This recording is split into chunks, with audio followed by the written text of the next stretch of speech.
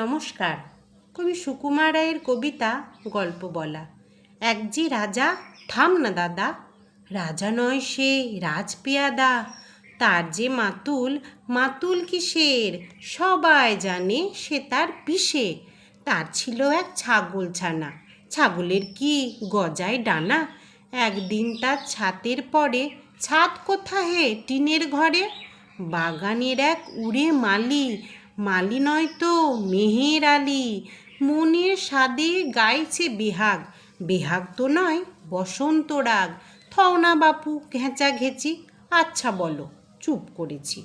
এমন সময় বিছানা ছেড়ে হঠাৎ মামা আসলো তেরে, ধরল সে তার ঝুঁটির গোড়া, কোথায় ঝুঁটি টাক যে ভরা।